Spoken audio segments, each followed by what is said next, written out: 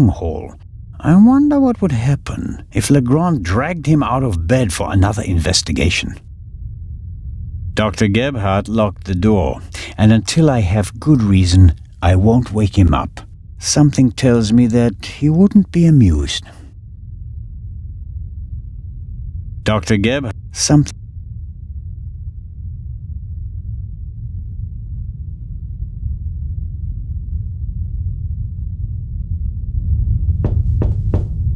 Come in.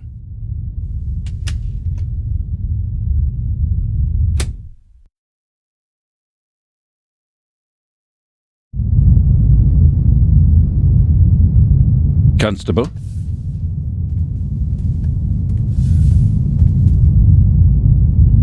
About the bullet. Here it is. Excellent. Give it to me. As I suspected, a 7.65 Parabellum Luger. Don't you want to examine it in more detail? When I have time. For now, though, we can assume that we have the murder weapon. There can't be too many antique Luger 08 pistols on board. May I take a look at the Baroness's cabin? We already searched it thoroughly. Sure. But what about now, by daylight? Yes, fine, it can't hurt. Here, take this with you. Thanks. I'll let you know if I find anything important. But only then, please. I'm very busy. Of course. About the tranquilizer. Do you know how you wound up with the glass? Not yet. Then you should stop wasting my time and get back to work. I'll be in touch if I uncover more clues. Very well.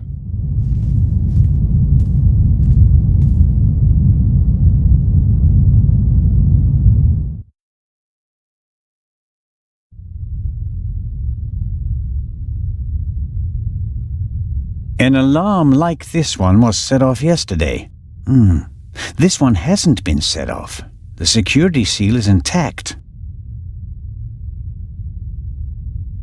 I'm not paying for this trip, and that's a fair price for my cabin. It's rather plain, shall we say.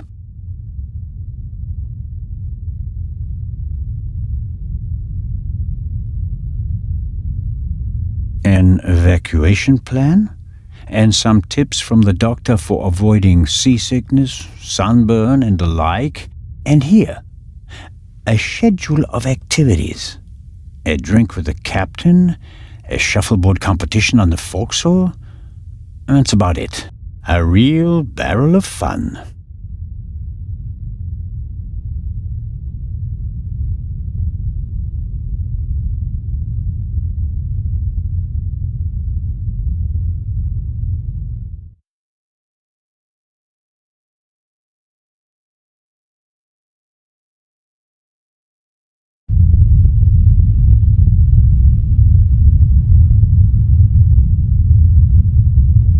An antique wooden globe.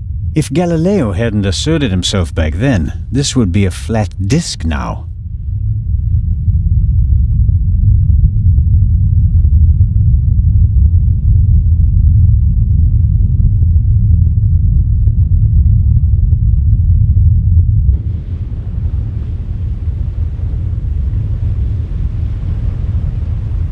This is the first murder scene I've ever set foot in.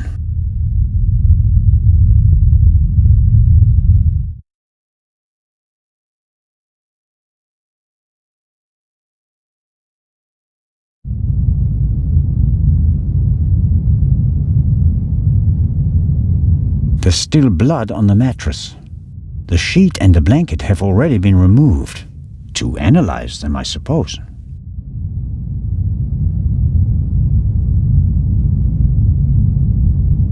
A big, ugly, and impractical vase.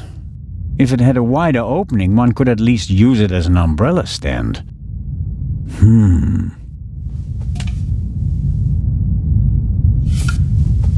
Can't see anything.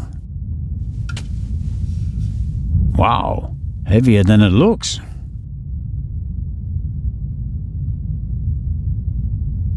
Aha!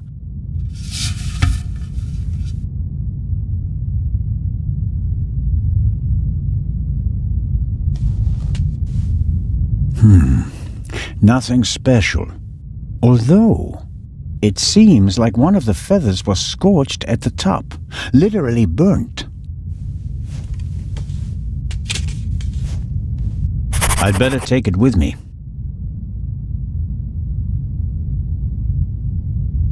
Apparently, the Baroness didn't have time to unpack her bags. Or rather, didn't have time to tell her butler to unpack them for her.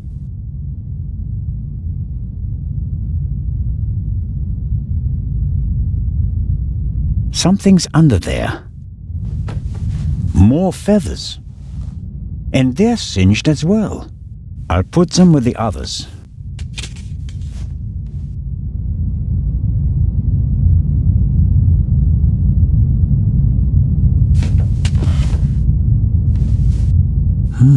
A tape recorder.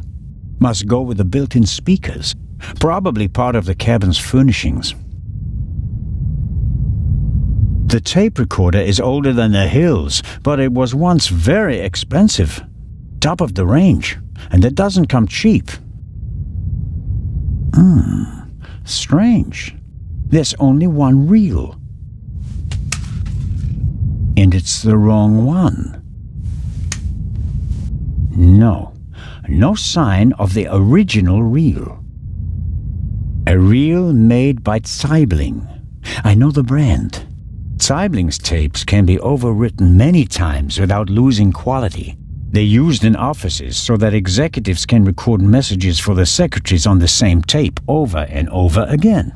But they're not good for much else. They're robust, but they don't offer much in terms of sound quality.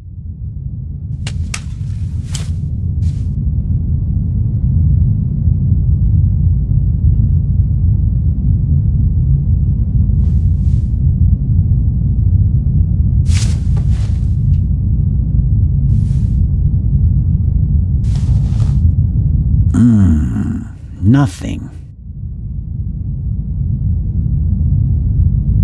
The blood spot is the only sign that someone committed a crime in here. Somehow... That's odd. The blood is so red. Shouldn't it gradually darken in the air? Turn brown?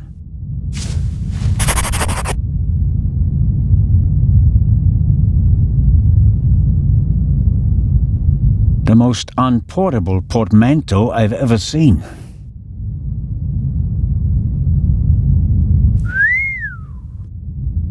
A portable bar is more like it. Must be hard work transporting this big, heavy thing halfway around the globe.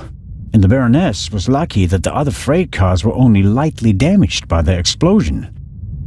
An impressive piece, but I don't think it'll get me anywhere with the murder investigations. Another alarm. It was tripped at some point. The seal is broken. But there's no way of telling whether it happened yesterday or 5 years ago. There should be a ventilation shaft behind the hatch. Usually a good way to break in and out undetected. But we're on a ship. The ventilation shafts are very small here. The door frame was damaged when Dr. Gebhardt kicked it in. The real question is, why was the door locked in the first place?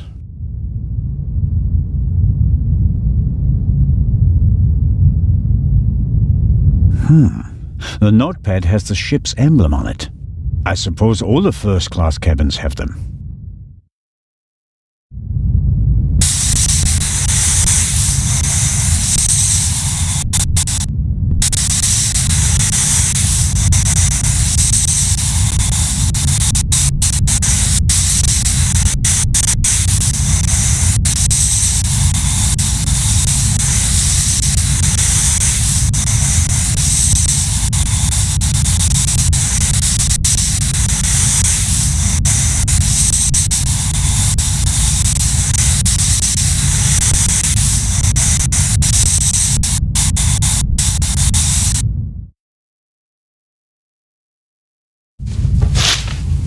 It says, Inspector, be in the saloon at 10 p.m. There is a murderer on board and I will expose him.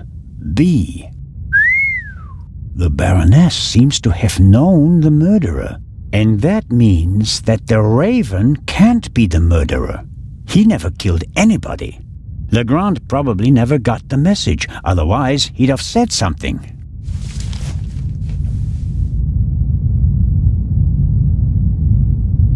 The mannequin surely came with the cabin. A mannequin for the Baroness's clothes would have a more generous figure.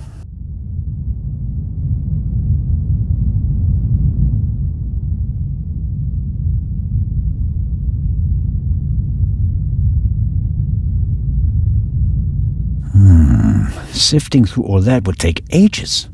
But here, the Baroness's handbag. Ha-ha.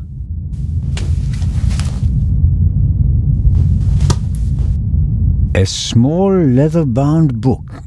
1964 is engraved on it. This must be the Baroness's diary. Let's see. Yes, it's a diary, all right. Difficult to read. No entry from yesterday. A brief, sober description of what she's done recently. Met Morris, arranged benefit concert for renovation of Louvre Southeastern Wing, Times photo shoot for Eye of Sphinx, BM poor excuse for photographer, too fidgety, and so on.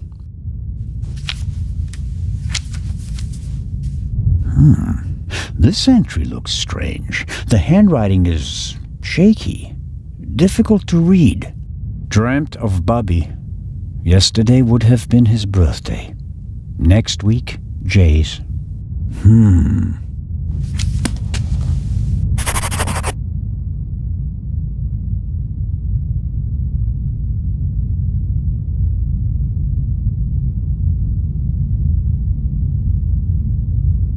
Why were the down feathers tossed in the vase? Or is there anything else in there? There may be something else in the vase, but the neck is too narrow to reach in with my hand.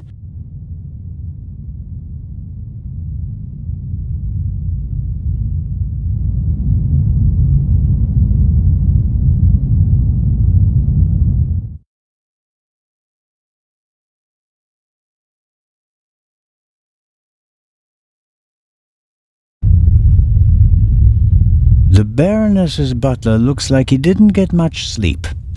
I would describe his facial expression as worried.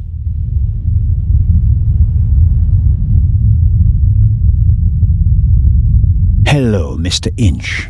Oh, Constable, hello. You look the worse for wear. It must be terrible for you. Quite terrible. No one will hire me now. Excuse me? My mistress was murdered. Would you hire a butler who's been mixed up in a murder? But if it turns out that you're not guilty... If. But what if not? Who else would they blame? There are no gardeners on this ship. I understand your problem. Under these circumstances, I'm sure you'd answer some questions that could help clear your name, wouldn't you? Of course. Did you notice anything suspicious last night? No, sir. After the Baroness went to the saloon, I went to the forecastle. I was there until the alarm went off. I went to the side deck and arrived shortly after Professor Lucien and Miss Miller. We found you and Inspector Legrand there. You were unconscious, and the inspector asked us to take care of you. Did you hear the gunshot? No, just the alarm, sir. You said you were on the forecastle. It sounded like the Baroness let you have the rest of the night off. Not entirely, sir. One of the crew informed me that the Baroness wanted to be roused at 10:15. Right. Why was that? I suppose that she wanted to toast the success of the journey with the captain and the other passengers. She hadn't intended to take a nap then. That was not her way, sir. She had a lot of spirit, shall we say, when it came to social engagements and a glass or two of champagne. The Baroness's cabin seems to have been ransacked. Indeed, sir, by the Baroness herself. Really? She was searching for something the entire afternoon. And did she find it? I think she did, sir, yes. She was in high spirits when she finally left her cabin. You wouldn't happen to know what she was looking for, would you? I'm afraid not. Would you describe the Baroness as orderly? Well, she always had a lot of responsibilities, sir. That doesn't answer my question. She used to take a lot of luggage on journeys, and I helped her keep track of it as best I could. She was always very angry when she couldn't find something. What about the photos and the documents I saw in her cabin? I really don't know. They were out of bounds to me, sir. Memories from the war, I'd say. They meant a lot to her. The Baroness seemed to be pretty drunk the last time I saw her. Is that so? Does that surprise you? Did the Baroness not drink? Oh, yes, she drank. It was no secret. I understand. How serious was her habit? Serious enough, sir. Was she under any medical supervision? Certainly not, sir. She adamantly refused to see a doctor. Like so many elderly women, she had a distinct aversion to hospitals and the like. How long had you worked for the Baroness? 6 months, sir. Only 6 months. I always thought that butlers stayed with their employers for decades. Those decades have to start at some point, Constable. Her former butler wasn't able to fulfill his duties any longer. Gout, sir. I understand.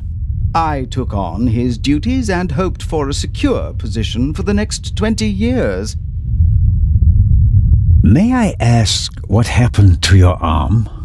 A souvenir from the war, sir. Doesn't it hinder your work? Yes, sir, obviously. I didn't mean to offend you. The Baroness had a soft spot for disabled veterans. I think she'd been through a lot herself.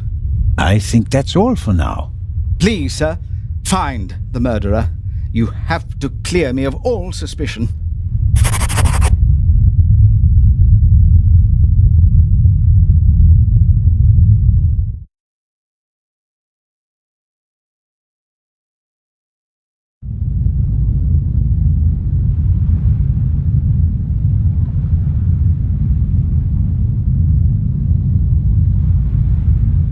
Captain DeConti is sitting at the bar again. He gave me the glass of champagne last night. Lady Westmacott seems to be an early bird, but maybe that's just because of all the excitement. I saw a twinkle in her eye on the train. She's eager to be part of a real detective story. The alcoholic drinks and everything that goes with them is top-notch on this ship. As expected, fresh ice and tongs. Constable Zelna, what is the meaning of this? Are even the police light-fingered nowadays? I need this tool for a criminal investigation. Well then, why didn't you say so? So, how are you getting along? Can I be of any help? Actually, you could answer a few questions. Did everyone drink from the same bottle of champagne last night? There was more than one bottle, if that's what you mean. There were quite a few guests, and the event lasted several hours. The last bottle of champagne, the one the Baroness drank from, did anyone else drink from it? Certainly. We have reason to believe that the champagne was drugged. Incredible. But wouldn't that have made everyone drowsy? Not if it was only the Baroness's glass that was drugged. I see. That's possible. On a night like that, many glasses are filled and emptied. There are several stewards, many guests. No one keeps track of every glass and every bottle. A few drops in a glass? Yes, it's certainly possible. What was your experience of last night? Oh, terrible. Dinner was fantastic. Everyone was excited about having a pleasant drink under the stars. And then this. You were in the saloon all night long. As the captain, I have to care for my passengers. After you and the others rushed out, I tried to maintain a festive atmosphere. But when the alarm it goes off, I lose the battle. The glass you handed me last night, where did you get it? Ah, I understand. You think your glass was poisoned as well? Did you pour it yourself? No. I saw that you weren't doing so well and wanted to rescue the situation. I took the first available glass and I give it to you. Was it on the table? No, I hurry over to you, together with Dr. Gebhardt, who... Of course. He had the glass in his hand. He was looking around for a place to set it down, so that he could examine you. I took it from him. And gave it to me? I'd like to apologize for that, but you look so worse for the wear, and I just wanted to comfort you. I didn't think of looking for a new glass for you. So the doctor had the drugged glass in his hand. How was the Baroness? She really surprised me. After she was so unapproachable at the reception and didn't show her face for the entire afternoon, I was afraid she was one of the bores and bourgeoisie. But then she arrived in the early evening in the best of moods. Already had a few, if you know what I mean. Did she say anything to you? She asked me where Legrand's cabin was. I told her, then invited her to come for drinks in the evening. I said it would be great fun. The whole ship will be there, and you don't want to miss that, I told her. And then? She seemed to like the idea. She smiled, and then left again for a few minutes. Then she came back and seemed very happy. We drank a toast to life. But at some point she didn't feel well anymore? She overdid it a bit. She suddenly started to swoon and almost spilled her drink. I asked her if she wanted to rest for a moment in her cabin. At first, she didn't want to. She definitely wanted to stay in the saloon. But then she realized that she really did need to lie down. We left together. You know the rest of the story.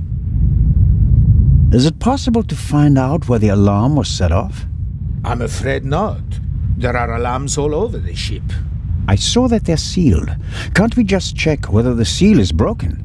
I'm afraid they're gonna be missing on a lot of alarms.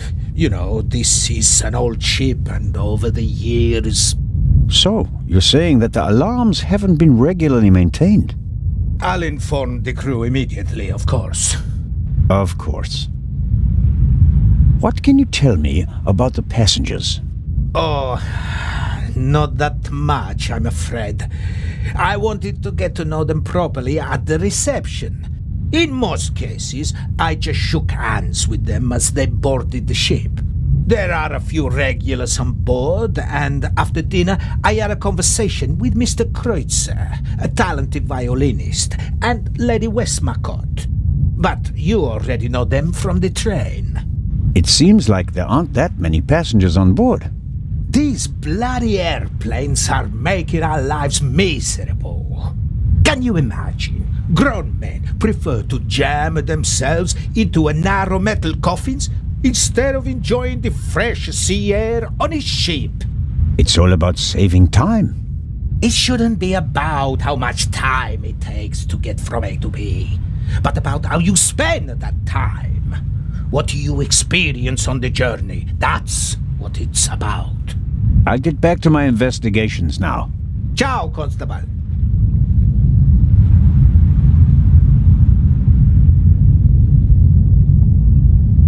Lady Westmacott. Already on your... Oh. Constable, don't you think before you speak? I'm sorry. I didn't mean to... No time for chit-chat. What have you found out? We're still working on the case. Actually, I have a couple of questions for you. Please, go ahead. What did you think of our adventure on the train? An extraordinary story, isn't it? I'm glad that you were able to prove yourself, Mr. Zellner. Hopefully not for the last time. I'm glad that everything ended well. I want to thank you sincerely for taking care of Matthew. I can't bear to think about something happening to him. It all worked out in the end.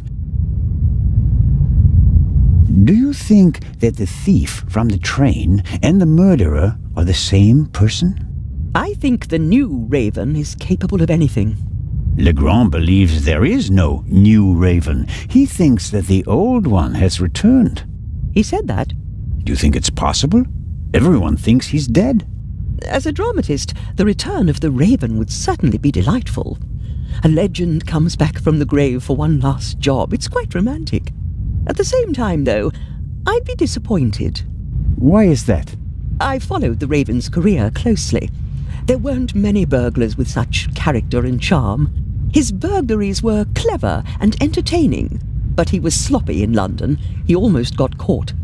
And I'll never forgive him for the affair on the train. No, I would much rather that the Raven stayed dead and had nothing to do with the burglary or the murder. What do you think? Who is our suspect? Everyone. Or almost everyone. Everyone on board is physically capable of shooting someone. But who has the dark desire to take the life of a defenseless person? One cannot read minds. And one should not try. You have to collect evidence, traces, clues. That's what will lead us to the killer. It won't be like a bad crime novel, in which they introduce a new character shortly before the end who, surprise, surprise, is also the murderer. Murderers leave evidence. They're nervous or unnaturally relaxed. They have to adjust constantly. And because of that, they make mistakes. This is your chance, Constable. If you find the mistake, you'll find your murderer. Have you noticed anything related to the murder? Unfortunately not. I was already in my cabin and missed all the commotion. Damnable old age. You're telling me. Oh, you're still young. At my age, you have to expect that you won't experience much anymore. And although I've written about murder so many times, I've never actually witnessed one. How exciting. I doubt everyone is so relaxed in such a situation. Heartless is the word you're searching for, right, Constable? I certainly didn't want the Baroness to be murdered, but if I can't undo it, then I might as well enjoy it. What do you think of Inspector Legrand? He seems to be as skilled as everyone says. Intelligent, focused. I had a chat with him yesterday, and he impressed me, but there's something haunted in his eyes. I don't think he ever really stopped hunting the Raven. Catching the Raven made him famous. What if he actually shot the wrong person? Unjustified fame bothers people, the good ones at least. And you think he's one of the good ones? Anyone who tries so hard to tear down his own memorial must be honorable. Or insane. I have to be going, Lady Westmacott. Please keep me informed, Constable Zellner. Of course.